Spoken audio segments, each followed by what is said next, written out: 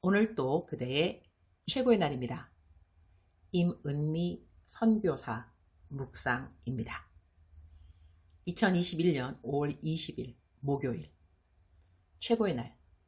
하나님은 그대를 살펴보십니다. 시편 33편. 내가 묵는 숙소에는 TV가 있다. 화면 되게 크다.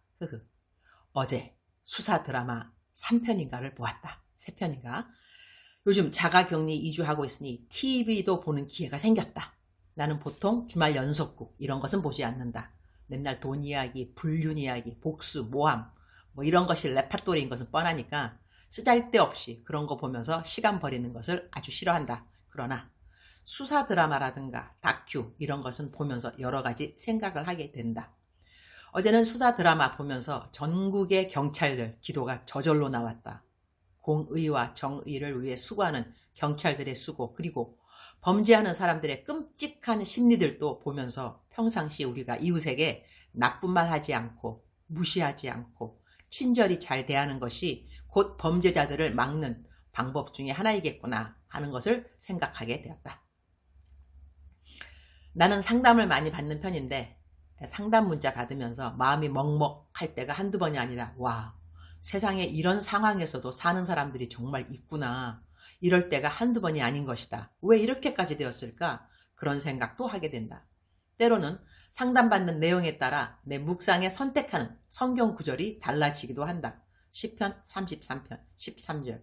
여호와께서 하늘에서 굽어보사 모든 인생을 살피시며 From heaven the Lord looks down and sees all mankind. 어제 상담한 분의 이야기 때문에 이 말씀이 마음에 와 닿는다. 내가 엊그제 묵상에 하나님이 당신은 도대체 살아는 계십니까? 내 상황을 보고는 계십니까? 라는 그 말까지도 하나님은 다 듣고 계신다. 그렇게 묵상에 올렸다. 그런데 이분은 그 묵상을 읽으면서 다 보고 계시면 뭐합니까? 나를 도와주셔야죠. 그냥 그러한 나를 보고만 있는 하나님이 나에게 무슨 도움이 되겠습니까? 나는 그 말을 들으면서 아, 정말 그렇구나. 사람들의 마음에 이런 생각이 들어갈 수 있구나. 나는 그분이 그렇게 솔직히 나눠주셔서 정말 감사했고 그분 덕분에 실망하고 좌절하는 사람들의 마음을 조금이나마 더 이해할 수 있었다. 내가 정말 힘든데 보고만 있는 사람 딱히 도움이 되지 못할 터인데 하나님이신데 보고만 있으시면 어쩌는 공? 도와주셔야 하나님이시지. 그런 생각이 어려움을 겪는 사람이면 어쩌면 너무나 당연한 생각일 수 있다는 것을. 그래서 오늘 시편 33편을 묵상하면서 그분의 말이 떠올라서 이 구절을 오늘 내 묵상 구절로 선택했다. 모든 인생을 살피시며 그분은 모든 인생을 보고 계신다. 그런데 그분이 우리를 보고 계시는 이유는 항상 도와주기 위함일까? 자식을 낳아 키우다 보면 자식이 처음에 갓난아기로 부모님을 이 땅에서 만나게 된다. 자라면서 기어다니고 걸어다니고 나중에는 뛰어다닌다. 아기가 걸음마할 때 엄마는 아기 바로 옆에서 아기의 동작 하나하나를 주의 깊게 보지만 걸음마를 하기까지는 넘어지는 것도 그대로 보고 있다. 아기가 그래야 스스로 걸을 수 있도록 모든 근육을 운동시키는 시간이기 때문에 그렇다. 하나님이 우리 모든 사람을 살핀다는 것은 항상 넘어질 때마다 도와주고 없을 때 공급해주고 그러려고 하나님이 우리를 보고 계셔야 하는 것일까? 하나님은 왜 우리를 보고 계시는 것일까? 일단 그분은 우리를 창조하시고 보시기에 좋아하셨으니 그분 눈에 우리는 보배롭고 소중한 존재임에 분명하다. 그러니 우리를 바라보는 그분은 일단 사랑의 하나님이라고 우리는 믿으면 좋을 것 같다. 하나님이 우리가 힘든데 보고만 있으면 어떻게 하느냐는 그 질문에 나는 사실 답이 없다. 욥도 수많은 질문을 하나님께 했지만 그 역시 하나님이 일문일답하시듯 모든 질문을 답하지 않은 것을 알고 있다. 모든 사람들이 자신들이 원하는 하나님으로 하나님이 계셔준다면 참 좋을 것 같지만 하나님은 우리가 원하는 것을 모두 다 그때그때 들어주셔야 하나님이실까?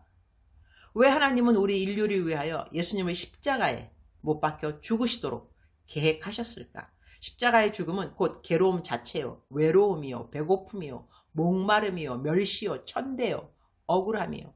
흠모할 것이 전혀 없는 그런 죽음을 하나님은 당신의 독생자 예수의 죽음으로 계획하셨다. 그 죽음은 나를 대신한 죽음이었던 것이다. 그리고 그분은 3일 만에 부활하셨다. 그래서 우리 기독교인들은 부활을 믿는다. 그리고 우리는 영생을 믿는다. 이 땅에서 우리의 삶이 이것으로 마친다고 생각하지 않는다.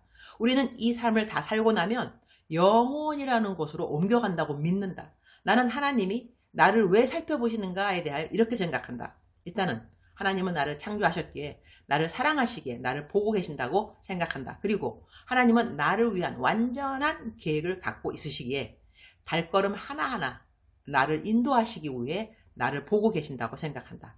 그리고 내가 힘든 일을 당할 때 왜 하나님은 나를 돕지 않는가? 하나님은 내가 얼마만큼 그리고 어디까지 하나님을 신뢰하고 의지하는가 나를 보고 계시는 이유 중에 하나라고 나는 생각한다. 그리고 걷다가 정말 아주 넘어질 것 같으면 나를 잡아주시고 받쳐주시고 세워주시기 위해서 나를 보시고 계신다고 생각한다. 우리의 인생 가운데 하나님의 침묵에 대하여 잠잠하심에 대하여 100% 정확한 답을 갖고 있는 사람이 있을까 모르겠다. 나는 답을 모른다. 그래서 나는 원망하지 않기로 선택했다. 이유 알 수 없고 답답하고 왜 나여만 하는가 하는 일이 생길 때 답을 구하지 않기로 했다. 그냥 기다리고 있기로 했다. 그리고 이 일이 끝까지 내가 죽는 그날까지도 잘 풀리지 않는다면 그래도 나는 원망하지 않기를 기도한다. 나에게는 부활이 있으니까. 나에게는 영생이 있으니까. 내가 갖지 못한 많은 질문들 앞에서 나는 감사를 선택했다. 그러니까 감사하고 그럴수록 감사하고 그러면서 감사하고 그럼에도 감사하고 그것까지 감사하고 이유를 모르기 때문에 범사에 감사하라고 하는 내가 알고 있는 성경 말씀에 순종하기를 선택했다. 그리고 내가 오늘 또 감사할 수 있고 기뻐할 수 있는 이유는 나에게 새 생명을 주신 그 구원의 감격 때문이라고 고백하고 싶다. 물에 빠진 사람 건져주면 보따리 내어놓으라는 우리 옛말이 있다고 한다. 내게 생명을 주신 분이시고 그 생명에 영생을 허락하신 분이시다. 이보다 더 큰 선물과 복은 나에게 없다. 이러한 분에게 내 직장이 없다고 불평할 수 없으며 내 건강이 없다고 불평할 수 없으며 나를 사랑하는 이가 없다고 나는 불평할 수 없다. 나에게는 성경이 있고 나에게는 기도할 수 있는 자유의지가 있다. 그래서 나는 모든 일에 그냥 감사를 선택했다. 주님, 오늘 또 최고의 날입니다. 상담을 할 때면 사실 늘 마음이 먹먹합니다. 그들이 만나기를 원하는 그 자리에서 하나님이 그들을 만나 주어서 그들이 섭섭하지 않고 억울하지 않고 답답하지 않고 그저 행복하고 밝고 건강했으면 참 좋겠다고 생각하지만 하나님이 우리 모든 사람을 위한 완전한 계획을 가지고 우리 모든 이들의 삶을 인도하고 계심을 믿습니다. 저에게 힘을 주시사 이렇게 한 사람 한 사람을 향한 하나님의 가장 완전한 계획이 믿어지도록 제가 조금이라도 도움이 되었으면 합니다. 내가 이해하지 못하는 많은 사람들의 생각과 환경을 주님은 그들을 살펴보시고 계시기에 가장 잘 알고 계시니 그들이 하나님의 완전하신 사랑을 어떻게 경험할 수 있을는지 주님의 손에 우리 모든 인생들을 올려드립니다. 어제는 수사 드라마를 보면서 범죄의 뒤에 숨어있는 확실한 마귀들의 소행들이 소름 끼치게 피부에 와 닿아서 감사합니다.